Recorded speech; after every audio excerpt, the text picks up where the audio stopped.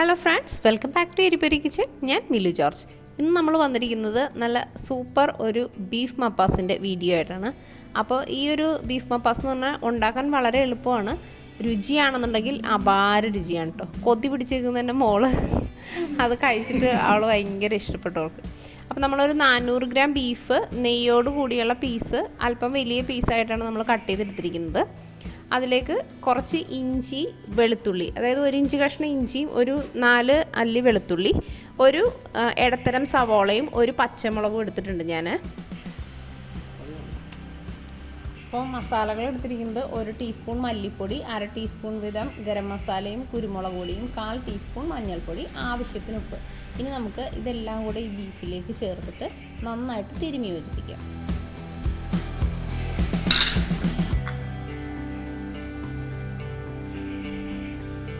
അപ്പോൾ കൈ കൊണ്ട് നന്നായിട്ട് മിക്സ് ചെയ്തെടുക്കുക. കഴുകുന്ന സമയത്ത് നന്നായിട്ടൊന്ന് പിഴിഞ്ഞെടുക്കാനായിട്ട് കൂടെ ശ്രദ്ധിക്കുക, അധികം വെള്ളമില്ലാത്ത രീതിയിൽ. ഇനി ഞാനൊരു മൺചട്ടിയിലാണ് വേവിക്കാൻ വെക്കുന്നത്. അപ്പോൾ ചട്ടിയിലേക്ക് ഈ ഇതിട്ട് കൊടുത്തിട്ട് നമുക്ക് കുറച്ച് വെള്ളം, ഒരു 1/2 കപ്പ് വെള്ളം കൂടി ചേർത്തിട്ട് ഞാനൊന്ന് വേവിച്ചെടുക്കുന്നുണ്ട്. അപ്പോൾ ഇളയ ഇറച്ചിയാണെന്നുണ്ടെങ്കിൽ ഇങ്ങനെ ചട്ടിയിൽ വേവിച്ചാൽ മതി. ഇനി അല്ലാത്ത ഇറച്ചിയാണ് നിങ്ങൾക്ക് കിട്ടുന്നുണ്ടെങ്കിൽ കുക്കറിൽ ഒരു 4 വിസിൽ, നിങ്ങളുടെ കുക്കറിൻ്റെയും ബീഫിൻ്റെയും വേവ് അനുസരിച്ചിട്ട് വ്യത്യാസം വരും. അപ്പോൾ ഞാനത് ഇങ്ങനെ വേവിച്ചെടുത്തിട്ടുണ്ട്. അപ്പോൾ ഏകദേശം വെള്ളം നമുക്ക് ഇത്രയാണ് ബാലൻസ് നിൽക്കുന്നത്. ഇനി നമുക്ക് ഈ ഒരു ബീഫ് വെന്തോന്ന് നോക്കാം. അത്യാവശ്യം നല്ല രീതിയിൽ തന്നെ ബീഫ് വെന്തിട്ടുണ്ട്. ഇനി ഞാനിവിടെ ഒരു വലിയ ഉരുളക്കിഴങ്ങ് ചെറിയ കഷ്ണങ്ങളാക്കിയിട്ട് ഇതേപോലെ അരിഞ്ഞിട്ട് കൊടുക്കുന്നുണ്ട് കേട്ടോ. അപ്പോൾ ഇച്ചിരി മൂത്ത ഉരുളക്കിഴങ്ങ്, നല്ല നൂറുള്ള ഉരുളക്കിഴങ്ങാണെന്നുണ്ടെങ്കിൽ കറിക്ക് രുചി കൂടും. അപ്പോൾ അങ്ങനെ ഉണ്ടെന്നുണ്ടെങ്കിൽ അതെടുക്കുക. ഇനി നമുക്ക് ഇതിലേക്ക് ഒരല്പം വെള്ളം കൂടെ ചേർത്ത് കൊടുക്കാം. കുക്കറിലാണെന്നുണ്ടെങ്കിൽ ഒരു 2-3 വിസിൽ കേട്ടിട്ട് ബീഫ് 1/4 ഭാഗം വെന്ത് കഴിയുമ്പോൾ ചേർത്ത് കൊടുത്താൽ മതി പൊട്ടറ്റോ. അപ്പോൾ അതേ നമ്മുടെ പൊട്ടറ്റോയും വെന്തിട്ടുണ്ട്, ബീഫുമായിട്ട് നന്നായിട്ട് മിക്സ് ആയിട്ടുണ്ട് കേട്ടോ. ഇനി നമുക്കിതൊന്ന് ചട്ടിയിൽ നിന്ന് കോരി മാറ്റാം. ഇനി ഈ ഒരു മൺചട്ടിയിൽ തന്നെയാണ് ഞാനിത് തയ്യാറാക്കി എടുക്കുന്നത്. അപ്പോൾ ചട്ടി കഴുകിയിട്ട് ഞാനൊന്ന് അടപ്പത്ത് വെച്ച് ചൂടാക്കിയിട്ടുണ്ട്. നല്ല വെളിച്ചെണ്ണയിൽ വേണം ഇത് തയ്യാറാക്കി എടുക്കാൻ. അപ്പോൾ ഒരു മീഡിയം സവോള നമ്മൾ അതിലേക്ക് ഇട്ട് കൊടുത്തിട്ടുണ്ട്, ഒരു പച്ചമുളക് ചേർത്ത് കൊടുത്തിട്ടുണ്ട്. ഇനി നമുക്കിതൊന്ന് ഇളക്കി എണ്ണയിലൊന്ന് മിക്സ് ചെയ്ത് കൊടുക്കാം. കുറച്ച് വെളിച്ചെണ്ണയും കുറച്ച് നെയ്യ് എടുത്താലും കുഴപ്പമില്ല കേട്ടോ. 1 ടീസ്പൂൺ വെളിച്ചെണ്ണയും 1 ടീസ്പൂൺ നെയ്യായാലും കുഴപ്പമില്ല. ഇനി നമുക്ക് നല്ലോണം കുറച്ച് കറിവേപ്പില ഇട്ട് കൊടുക്കാം. അതൊന്ന് വാടി വന്ന സമയത്ത് ഒരു 2 ചുള വെളുത്തുള്ളിയും ഒരു ചെറിയ കഷ്ണം ഇഞ്ചിയും കൂടെ ചേർത്തിട്ടുണ്ട്. നമ്മൾ വേവിച്ചപ്പോൾ ഓൾറെഡി ചേർത്തതുകൊണ്ടാണ് നമ്മൾ കുറച്ച് ചേർത്ത് കൊടുക്കുന്നത്. ഇനി അതൊന്ന് വഴറ്റിയെടുക്കണം. അപ്പോൾ ഇത് സാധാരണ ബീഫ് കറി വെക്കുന്ന പോലെ ഒന്നും വാടേണ്ട, ഇതേപോലെ വാടിയാൽ മതി. ഇനി നമുക്ക് 1 ടീസ്പൂൺ മല്ലിപ്പൊടിയും ബാക്കിയെല്ലാം 1/2 ടീസ്പൂൺ വീതവും പൊടികളും ചേർത്തിട്ട് നമ്മളിതൊന്ന് മിക്സ് ചെയ്ത് മൂപ്പിച്ചെടുക്കണം.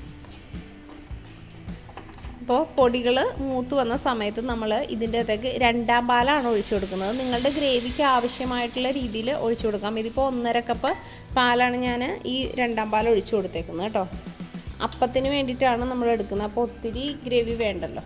ഇനി നമ്മൾ വേവിച്ച് വെച്ചിരിക്കുന്ന ബീഫും ഉരുളക്കിഴങ്ങും ഈ ഒരു ഗ്രേവിയിലേക്ക് ചേർത്ത് കൊടുത്തിട്ട് നന്നായിട്ട് മിക്സ് ചെയ്യുക. ഉപ്പ് പോരാന്നുണ്ടെങ്കിൽ ഈ സമയത്ത് നമുക്ക് ആവശ്യത്തിന് ഇട്ട് കൊടുക്കാവുന്നതാണ് കേട്ടോ. ഇനി അത് നന്നായിട്ട് തിളച്ച് കുറുകി വരണം. അപ്പോൾ അതേ നന്നായിട്ട് തിളച്ച് കുറുകിയിട്ടുണ്ട്. നമ്മൾ 1 കപ്പ് 1ാം പാൽ നല്ല തിക്കായിട്ടുള്ള പാലാണ് ഒഴിച്ച് കൊടുക്കുന്നത്. ഒന്ന് മിക്സ് ചെയ്ത് കൊടുക്കാം. അപ്പോൾ വളരെ സിമ്പിളാണ് ഈ ഒരു കറി. ഇനി ഇതൊന്ന് തിളച്ചൊന്ന് കുറുകി കഴിയുമ്പോഴേക്കും നമുക്ക്, അപ്പോൾ തിളപ്പിക്കാൻ ഇഷ്ടമില്ലാത്തവർക്ക് തിളപ്പിക്കണമെന്നില്ല, ഞാൻ തിളപ്പിച്ച് ഉപയോഗിക്കുന്നത്. ഇനി ഒരു ചെറിയ തക്കാളി എടുത്തിട്ടുണ്ട്, അത് ഇങ്ങനെ വട്ടത്തിൽ അരിഞ്ഞിട്ട് നമ്മൾ ഇതിലേക്ക് ഇട്ട് കൊടുക്കണം കേട്ടോ. അപ്പോൾ ഈ തക്കാളി ഇട്ട ഉടനെ തന്നെ സ്റ്റൗ നമ്മൾ ഓഫ് ചെയ്യണം. ഇനി നമ്മൾ പച്ച വെളിച്ചെണ്ണ ഒഴിച്ച് കൊടുത്തിട്ടുണ്ട്, ഒരു തണ്ട് കറിവേപ്പിലയും ചേർത്ത് കൊടുക്കുക. അപ്പോൾ ഈ സ്റ്റവ് ഓഫ് ചെയ്തതിന് ശേഷം തക്കാളി ചേർക്കുക എന്ന് വെച്ചാൽ തക്കാളി ഒന്ന് വാടി വരാനേ പാടുള്ളൂ ആ ഒരു തേങ്ങാപ്പാലിൽ കിടന്നിട്ട്. അപ്പോഴാണ് കറക്റ്റ് ആ ഒരു ടേസ്റ്റ് കിട്ടുന്നത്. സാധാരണ നമ്മൾ വഴറ്റി ചേർക്കുന്ന പോലെ തക്കാളി വെന്തോടെയുണ്ട. ഇനി നമുക്കിതൊരു പാത്രത്തിലേക്ക് പകർത്തി കൊടുക്കാം.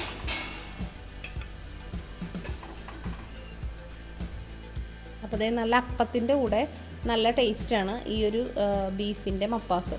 അപ്പോൾ തക്കാളി ഈ ഒരു സമയത്ത് ആവശ്യത്തിന് കുക്കായിട്ടുണ്ട്, ചെറുതായിട്ടൊന്നും വാടിയിട്ടേ ഉണ്ടാവുള്ളൂ. അപ്പോൾ ഈ ഒരു കറിയിൽ നിന്ന് ഇങ്ങനെ തക്കാളി എടുത്ത് കഴിക്കാൻ ഒരു പ്രത്യേക ടേസ്റ്റാണ്.